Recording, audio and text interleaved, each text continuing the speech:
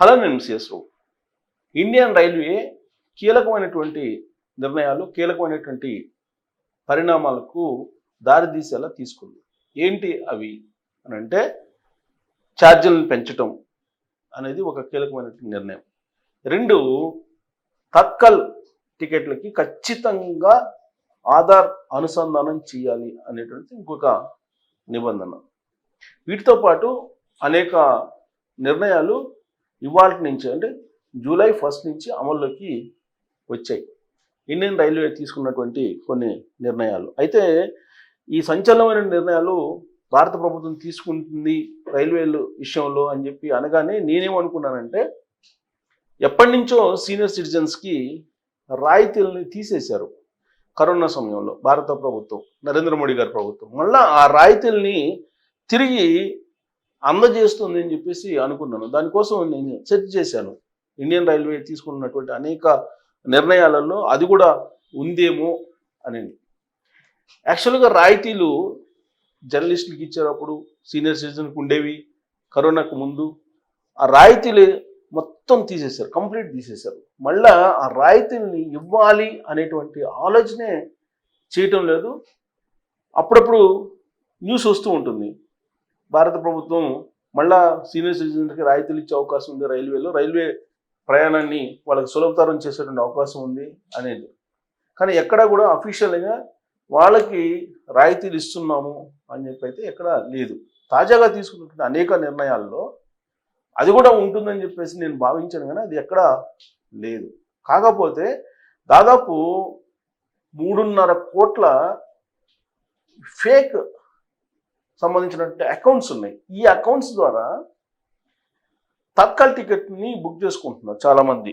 Bat అనేటువంటి దానితోటి మొత్తం బ్లాక్ చేసేసి తత్కాల్ టికెట్లని సామాన్యులకి అందకుండా చేస్తున్నారు. అందుకే వాళ్ళని ఐడెంటిఫై చేసి వాళ్ళని బ్లాక్ చేసేసి తత్కాల్ టికెట్లు బుక్ చేసుకోవాలంటే ఖచ్చితంగా ఆధార్ను అనుసంధానం చేయాలి. మీ ఫోన్ నెంబర్కి ఓటీపీ వస్తుంది. ఆ ఓటీపీని అప్లై చేస్తేనే మీకు తత్కాల్ టికెట్ లభిస్తుంది. కానీ ఇప్పటివరకు ఏం జరిగింది, ఎవరైనా ఐఆర్సిటిసి యాప్లోకి వెళ్ళి లేదంటే కన్ఫర్మ్ టికెట్లోకి ఎంటర్ అయ్యి చేసుకోవచ్చు. అందుకే చాలామంది బ్రోకర్సు ఎంటర్ అయిపోయి తత్కాల్ టికెట్ను బ్లాక్లో అమ్మేస్తున్నారు.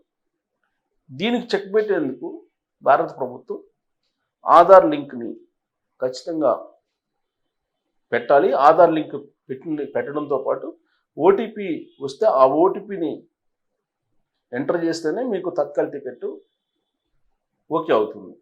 ఫస్ట్ తత్కాల్ ఓపెన్ చేయగానే 10 నిమిషాల వరకు సామాన్యులకే ఇలాంటి సిస్టమ్ ఉంటుంది. ఆ తర్వాత ఏజెంట్స్, కొంతమంది ఏజెంట్స్ ఉన్నారు, ఆథరైజ్డ్ ఏజెంట్స్ ఉంటారు, వాళ్ళకి 10 నిమిషాల తర్వాత మాత్రమే పర్మిషన్ ఇచ్చేలాగా రైల్వే శాఖ నిర్ణయం తీసుకుంది. ఇది ఒకటి సంచలనమైన నిర్ణయం. ఇక 2 వచ్చేసి, ఇప్పటి వరకు రైల్వే చార్టు రైలు బయలుదేరడానికి 4 అవర్స్ ముందు మాత్రమే వస్తుంది. అప్పుడు ఆ 4 అవర్స్లో జర్నీ ఆల్టర్నేటివ్ చూసుకోవడానికి ఉండదు. కన్ఫామ్ అయితే రైల్లో సుఖంగా ప్రయాణం చేయొచ్చు. ఒకవేళ కన్ఫామ్ కాకపోతే వెయిటింగ్ లిస్ట్లో ఉంటే అప్పుడు నువ్వు ప్రయాణం చేయడానికి లేదు. మరి అలాంటప్పుడు ఆల్టర్నేటివ్ ప్రయాణం 4 అవర్స్, వితిన్ 4 అవర్స్లో ఫ్యామిలీ మొత్తం వెళ్ళాలంటే అరేంజ్ చేసుకునే అవకాశం ఉన్న ఆల్టర్నేటివ్ అంటే చాలా కష్టమైనటువంటి ప్రక్రియ. అందుకే ఇప్పుడు రైల్వే కనీసం రైలు బయలుదేరడానికి 8 గంటలకు ముందు చార్ట్ ఫైనలైజ్ చేయాలి అనేటువంటి ఒక నిర్ణయం తీసుకుంది. దీనివల్ల ప్రయాణికులకు వెసులుబాటు కలిగింది. అది ఇవాళ నుంచే ఇంప్లిమెంట్ అవుతుంది. ట్రైన్ బయలుదేరడానికి 8 అవర్స్కు ముందు మీకు ఫైనల్ చార్ట్ వస్తుంది. ఫైనల్ చార్ట్లో మీరు వెయిటింగ్ లిస్ట్లో ఉన్నారా లేదా, లేదంటే కన్ఫర్మ్ అయిందా లేదా తెలుసుకోవచ్చు. ఇన్ కేస్ కన్ఫర్మ్ కాలేదనుకోండి, మీరు ఆల్టర్నేటివ్ జర్నీకి ప్లాన్ చేసుకోవచ్చు. 8 అవర్స్ గ్యాప్ ఉంది కాబట్టి. ఇక వెయిటింగ్ లిస్టులో ఉన్నటువంటి వాళ్ళు ట్రైన్ ఎక్కుతున్నారు చాలామంది, కానీ అలా ఎక్కకూడదు. మీరు వెయిటింగ్ లిస్టులో ఉంటే ట్రైన్ ఎక్కడానికి అనర్హులు, మీరు ఎక్కడానికి లేదు. ఒకవేళ ఎక్కితే కనుక ఇండియన్ రైల్వే రూల్స్ ప్రకారం మీకు ఫైన్ వేయబడుతుంది. ఖచ్చితంగా ఫైన్ కట్టాల్సి వస్తుంది. అది ఇవాళ నుంచి తీసుకున్నటువంటి నిర్ణయం. సో రైల్వే ఛార్జీలని పెంచుతూ ఇంకో సంచలనమైనటువంటి నిర్ణయం కూడా తీసుకుంది.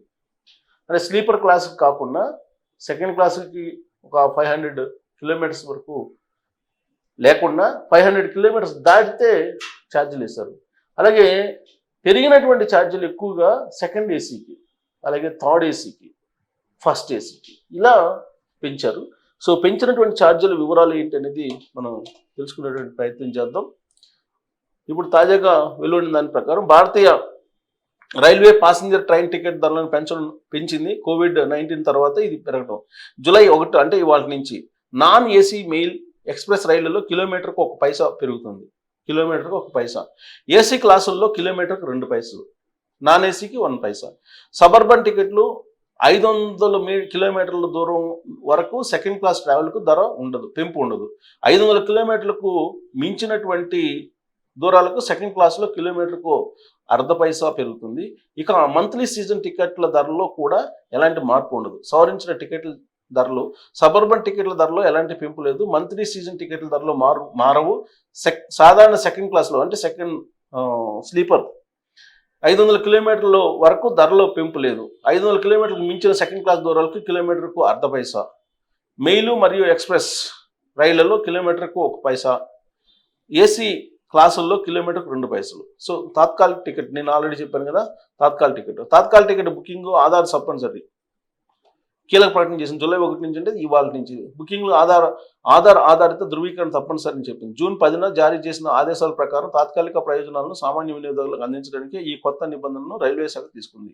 రైల్వే అధికారిక నోటీస్ ప్రకారం 1/7/2025 నుంచి తాత్కాల్ యోజన కింద టికెట్లను Indian railway catering and tourism corporation website లేదా యాప్ ద్వారా ఆధార్ ధృవీకరణ పొందిన వినియోగదారులు మాత్రమే బుక్ చేయగలరు. జూలై 15 నుంచి తాత్కాల్ టికెట్ బుకింగ్ సమయంలో ఆధార్ ఆధారిత ఓటీపీ ధృవీకరణ కూడా తప్పనిసరి కానుంది. జూలై 15 నుంచి, ప్రస్తుతానికి లేదు. ఏజెంట్లపై పరిమితులు. బుకింగ్ ఏజెంట్ల కోసం తాత్కాల్ టికెట్ల రిజర్వేషన్లపై కొత్త పరిమితులను కూడా రైల్వే శాఖ విధించింది. ఈ ఏజెంట్లు మొదటి రోజు తాత్కాల్ టికెట్లను మొదటి అరగంటలో బుక్ చేయడానికి వీలు లేకుండా ఆంక్షలు అమలు చేయనుంది. ఈ పరిమితి ఏసీ క్లాస్ బుకింగ్లకు ఉదయం 10 నుంచి 10:30 వరకు, నాన్ ఏసీ క్లాస్ బుకింగ్లకు ఉదయం 11 నుంచి 11:30 వరకు అమల్లో ఉంటుంది.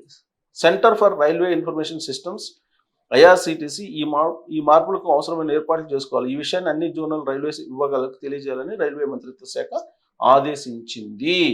ఇది ఇక వీటితో పాటు జూలై 1 నుంచి అనేకమైనవి మారాయి. ఇది రైల్వేకి సంబంధం లేనటువంటివి, బట్ రైల్వే తోటి ఇండైరెక్ట్గా సంబంధం ఉన్నాయి. ఏంటి ఇవి?